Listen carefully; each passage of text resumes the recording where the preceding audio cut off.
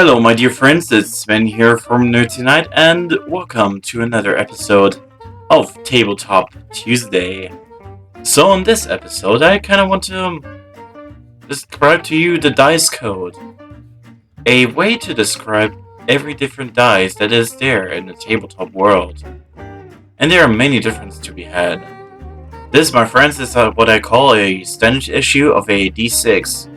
And they come in various variations of numbers, colors, not only the background colors, but also colors just around, and symbols, of course. But, my dear nerds, there are different types of dice when you go into the tabletop world. You may have heard of the D4, the D12, the D8, and not to forget the D20, and many more. So, at the Tabletop Simulator, we want to look more into all the different dices that are there, just to kind of showcase what you can actually expect to have, and of course there are just some examples. There are many more, and there's even some variations. So here you can see the different types of dices that we have, or the different variations that can be used in tabletop gaming. And yes, there's even a coin that will be used for dice rolls. Let's start really simple. This is a coin. Yes, a coin is also to be considered a D2 because you have two sides. This can be used for various different things, like let's have a decision. The good old heads or tails.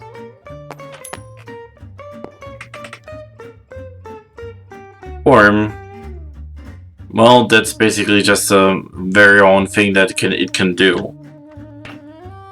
So next up we have the D4. Oh man, these are really nasty creatures. I call them the crowbar of roleplay gaming, because if you throw them to the ground and your foot is actually getting them, you will have pain, to be sure. But where do we meet those dices? So there are various games, like your typical D&D, your other roleplay games that use the D4 for dot damage. So dot damage on this point is basically small amount of damage that is either being taken or being dealt over time. And the D4 is mainly used to distribute this dot damage, like 1 damage, like poison or like bleeding and all that kind of stuff. It's also used for small decidal stuff that you have in various tables of random encounters. That's where you meet this guy. So next up is the D6. You know him as the 6-sided dice with your different numbers and symbols and colors. It's mainly used in the board game community because it represents simple numbers, or it can cover mostly everything that we need for a game to move forward. You have them in various amounts, like you're starting with 1, you may have it with 2 as soon as you start playing Monopoly. But then we continue, and then we get even more. Like Shadowrun, for example. There you have a standard issue of at least 8, and it can go up to 36 if you have to roll a lot. There are also roleplay systems that are just entirely based on D6, because they use the different attributes of the D6. Like, you can decide to use the D6 in using just the different parts of it, like let's say you have 1 and 2 as your negatives, 3 and 4 as your passives, and 5 and 6 as your positives. Or you could say, that's what I use in a roleplay game as a game master. For example, the characters are asleep, and I kind of want to decide if I want to have them awake or not. Then you can use, let's say, 1, 2, 3 to say, no, they're still asleep. And then 4, 5, 6 to say, they're awake. Kind of like the D2 to have a 50-50 chance. Basically. Then, you might have heard of the D3 to be rolled. So, there are actual D3s, you can look them up on the internet. Let's see, we have the browser over here. Pictures, and D3. Oh, we want the D3 dice, not D3 products. Yeah, it looks like this. Kinda wedge-shaped. A bit odd looking. So, normally you don't have them in your repertoire, so we actually use the D6 to, let's say, 1, 2, 3 is 1, 2, 3, and 4, 5, 6 is the equivalent of 1, 2, 3, or you say you use a D6 and then you take half of it and you get to the same result.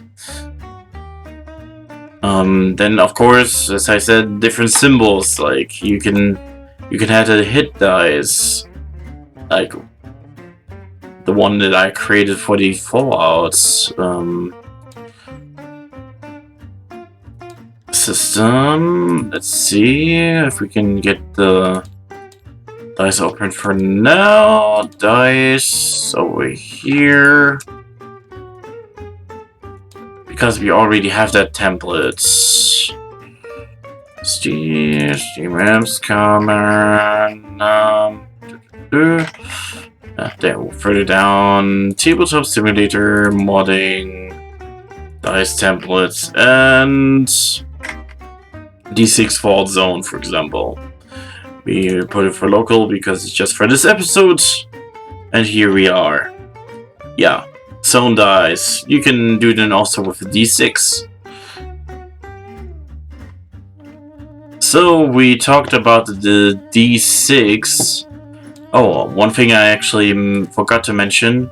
The D6 is the, I would say, the normal issue of a initiative and a damage die as well. That's what I kind of make the reference to Shadowrun, but also in other systems like D&D, like Pathfinder, like... Oh... I usually play the Black Eye as well here in Germany, so... You have the D6 as a same issue die. In Pathfinder and D&D, and maybe Warhammer, I think, you also encounter the D8. I guess it's a bit of an odd one, because who wants to use an 8-sided dice? But these games, and probably various other games you might want to... You can say it in the comments below if you know more. And there are people using the D8 as a... either for damage, to say let's have a bit of a better damage class, or you can use it for spell decisions, like something between 1 and 8. It's just a bit of more variation. So here we have the D10.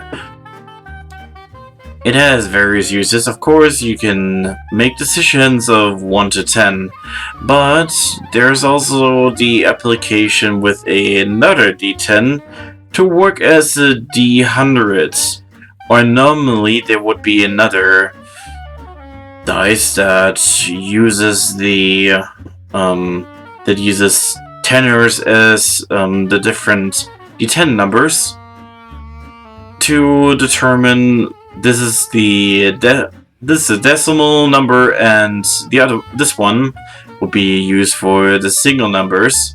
So you can make a percentage chance, like everything between 0% to 100%, which makes it pretty accurate. I think Warhammer uses that a lot, and it's mostly used in tabletop games. But I also seen that in Warhammer Fantasy, as in the actual pen and paper game, where they use the D100 as a decisionary factor for damage for the skill tests and so on. Oh, the D12. Yep, there used to be a band that was called like that, or more group of for hip hop, you know. But we're not talking about that now. We are talking about this D12. Why do you use a 12-sided dice? Well, you have some games you actually use you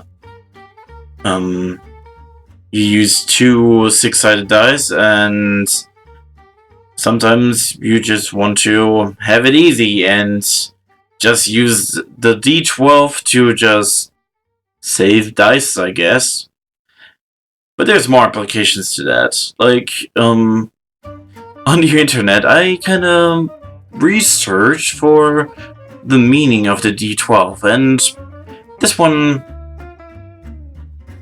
was told to be mainly used in D&D or other games to determine damage, to have another damage cost, just like the D8, or to have mandatory decisions on your spells or abilities. And of course, there's probably a system that uses that for various skill tests. I also saw it in different decisionary options that can be used with the D12. So the last bit of this episode is this one, the D20. Oh yeah, the D20 is what I call the roleplay dice in total. We use that to roll initiative, to call damage, to do our tests. There are several systems that are just even called D20, like 2D20 if you are familiar with Super Mutant Chronicles, or I think there's a Conan game that is made by them.